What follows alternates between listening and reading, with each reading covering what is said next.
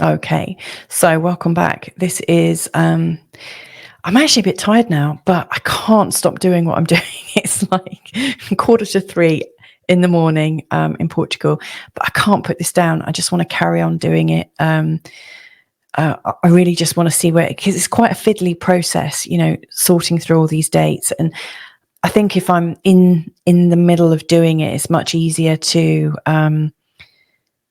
keep current and not forget some bits, like if you leave it for 10 hours or something to go to sleep. I don't want to wake up the next day and just realize I've forgotten a load of stuff.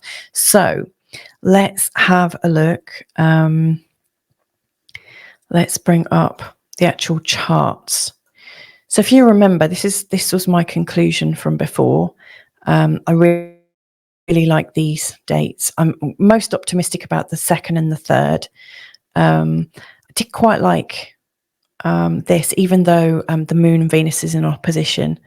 I quite like the thought of that one, but I really like these ones. Essentially, on the 2nd and 3rd of December, you'd have a Sagittarian sun, so it'd be quite an adventurous and optimistic kind of marriage. But anyway, let's have a look at all these dates. So let's bring them up now. Before we get going, I just thought I'd share with you, there are loads of different sites where you can go to get specific information, like what time sunset and sunrise happens. My favorite is always timeanddate.com. It's a really good place where you can get info about the eclipses, season changes, the exact time of the full moon and new moon, etc., in your own time zone. So it absolutely sorts out everything. So I did a very quick, it took me less than a minute, did a search to get a good sense of when sunset occurs.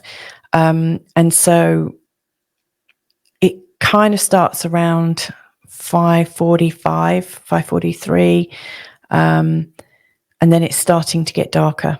So I wanted to go with around that time. Now, when I go back to my clients, I will also, it's going to get firmed up a lot more. I mean, once we've roughly got the date, then the next thing we would do is play around with the ascendant. So we might shift it somewhat. So maybe they might want Jupiter and Uranus in here and a Gemini rising. So we can play around a little bit. They said they wanted a sunset marriage, but you might find that they actually want the marriage to take place a good hour before and for sunset to just come up. Who knows? But or go down even. So anyway, this is the 9th of November. The overall theme then, I think this is quite expansive because you've got Jupiter very close to the ascendant, and you've got Uranus in the first house. That's very expansive and quite spontaneous, I would say. It's very loving. Venus is the ruling planet. Venus is here in the 5th house, right at the cusp of Libra. She's just gone into the sign of Libra. You've also got the moon in Libra, so it's very sort of loving. I would say it's very intuitive with this lovely Sun and Mars in a trine to Neptune. So I really like that. And then you've got this dynamic Sun-Mars conjunction. I like this stuff in the 7th house as well. And the patterns, yes, there's some big squares. I think we're going to see a lot more squares as we go through these dates, but it's also got this very lovely set of trines and sextiles. So to me, it feels like Pluto is one of the pivotal points here. And they're both really interested in expansion, awakening, and healing, and consciousness. So that wouldn't be a bad thing if they had Pluto and Jupiter in really, really prominent places. So that feels like quite a good one for those two. It would be quite competitive, especially with the Sun and Mars in the 7th house in opposition with these, but not in a way that I think would be too distracting. 2nd of December then was one of the ones that I really liked the look of. I would say it's a healing, intelligent, warm, loving kind of affair. It's very friendly, so we've got this moon here in Leo connecting to Chiron and the Sun and Mars. So it's really warm and very direct, healing based. this is very lovely. The South Node in Venus is like, we know each other from another time. And that's connected to Saturn, which in a trine, which is very, very strengthening. I like that a lot. I really like Mercury's connection to Jupiter. It's really keeping them open-minded and joyous in the way they communicate. This is interesting with the moon in a square to Uranus. They could blow up. I don't actually mean like actually blow up, but it could be a bit fiery at times. But there's some really nice aspects to this I really like. So it's quite warm, quite moving, and very healing oriented, in a way where healing is a real possibility. You know, healing doesn't look like they have to do it. Healing looks like it's a choice that they engage in. And I think that matches their personality. Now, just a day later, you'll see the chart didn't really change, but the position of the moon did. So it went from here to here. Now, this is really interesting because the moon now is in an exact sextile to Venus. And it looks like the moon and Venus are ready to change signs. I really like all of this, actually. The one thing I don't like is the fact that the moon and Saturn are in opposition. That's not so good. And I think it's really important just to check what time they want to get married at. So they would need to do it before the void of course, which didn't get picked up in my original ones, but because I've changed the time zone to Hawaii, that has put in a void of course situation on the 3rd. So I would need to sort that out. But yeah, the South Node's still in a conjunction with Venus, and we've got this lovely kind of healing energy. But again, like the moon makes some different aspects this time. So it's, instead of highlighting the Chiron and Sun, now it's highlighting Jupiter and Mercury.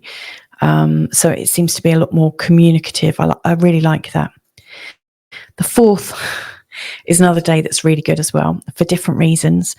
If I was in their shoes with this Virgo moon, I would, and I know one of them's got Virgo moon, so this actually could be quite a good day for them. I would probably shunt this ascendant back into the sign of Taurus. So then you've got this lovely, the energy of the groundedness coming through and being, so I would probably play around with that a little bit. But it's essentially good. It's essentially strong. And some of those same aspects from before are present. Only this time we don't have the moon in opposition to Saturn. So I'd say the 2nd, 3rd and 4th are all really good. Let's just go back. Oh yeah, but the 9th of November has a nice cohesiveness to it. Now, one of the things with like the cohesive pattern, and this is quite a strong pattern, but it's not too strong, I don't think. But for instance, with so much resting on this Pluto, if something was to go over it, it would trigger a lot of things in this chart. A lot of things would go off at the same time. But I think these trines and sextiles are really fortifying. So I think they could cope with that. This is a lot more spaced out. There's a lot more space for possibility. It's less rigid. And that's what I like about these December dates. They're very sort of non-rigid. Now let's move into January. And look, we've got this massive set of T-squares coming up, which is interesting. This is a very strong date. And that's why I've put the theme for the wedding, super strong, transforming, brings out stubborn egos, but also brilliance. And here's the thing, they're both brilliant. So they might actually really prefer, to do something that brings out their brilliance. But it's a bit like a baptism of fire, I have to say. So, the moon in a conjunction with Uranus brings out a very sort of spontaneous and unpredictable and very intelligent, but also very independent spirit. And then the sun in a conjunction with Pluto, and the sun's getting closer to Pluto. That's absolutely rigid and controlling. This could bring out a very stubborn set of, now it could be that like they're in their marriage. The marriage is absolutely firm and strong. But I think it's a lot of pressure to put both of them under. However, if something went past this, I mean, this would be one of those marriages that is so strong, it just doesn't come unglued. Very, very strong.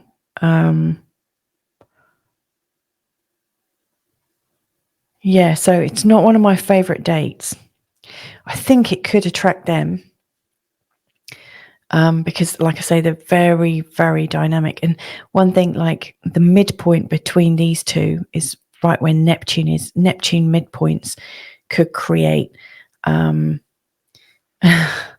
well, like with all the stubbornness and the need to be independent, as well as in the relationship. You know, like how can the marriage express itself in an independent and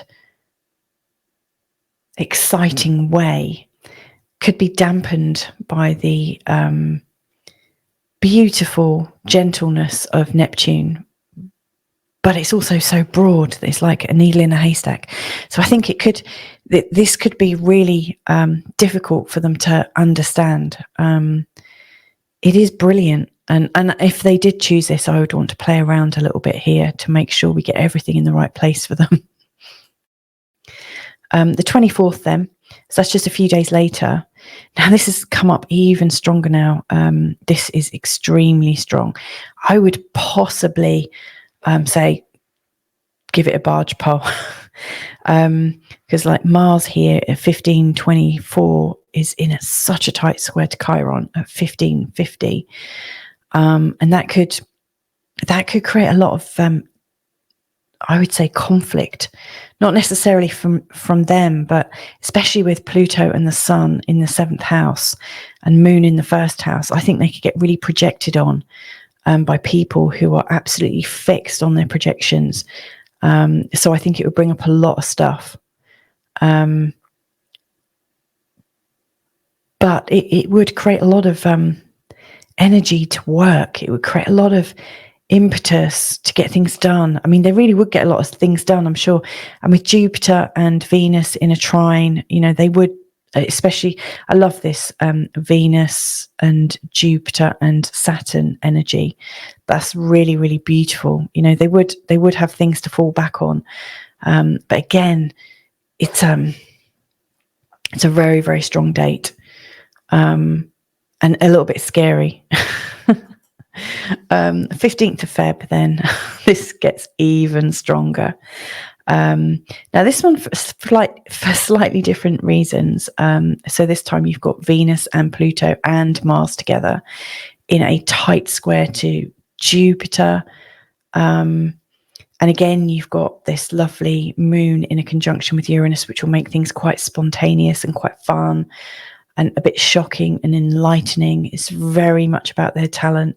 They're very passionate, very much into healing. Look, Chiron and the North Node. Now, this could be problematic. You know, it could show that the relationship has to heal itself all the time. And that could be quite debilitating. So I think it's usually a bit better if there's a bit of space there. You know, because the North Node is showing what you're there to overcome. Almost like you've agreed for that karma. That's a huge emphasis and stress to put on yourself. And then the last date is the 20th of February. Now here it's a lot softer. I'm quite relieved by that one. So this is very imaginative and soft with this lovely moon in a trine to Neptune, very intuitive. We do have the moon in opposition to Pluto, which is pretty strong. But Pluto, Venus and Mars all together is very, very steamy. It's very sexual and aroused. This is very strong to Jupiter. So things could blow up really quickly. Very fiercely proud. But I do like this Sun and Saturn together. That gives them a lot of resolve and a lot of strength, which I think is really good. So that's quite a lot. I'm just going to flick through them again. Where you see these really strong reds, that just shows all the challenges. So let's see what you think. Let me know down below what you think is the best one, or which one you would marry under. in terms of just how it looks.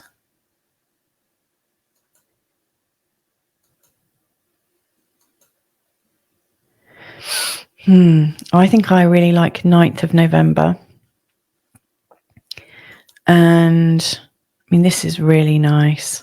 But all three of these dates are really good for different reasons. I'd say the 2nd and the 4th are possibly my next favourites. And then these ones are my least favourite.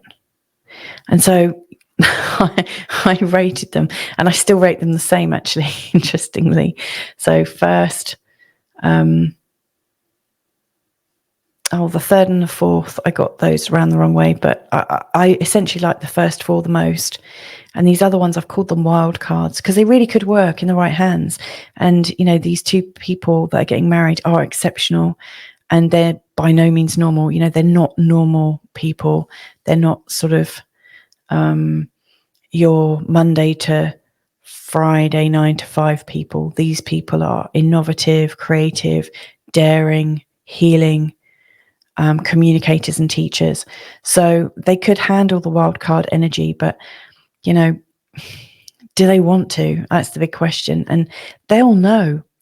They'll know what they fancy. So right now, I think the first 4, but it might be too soon. So, you know, if they're ready for it, I would say they could be hitched by Christmas this year, which is not far off. You know, I'm recording this in August. So let's see how daring they are.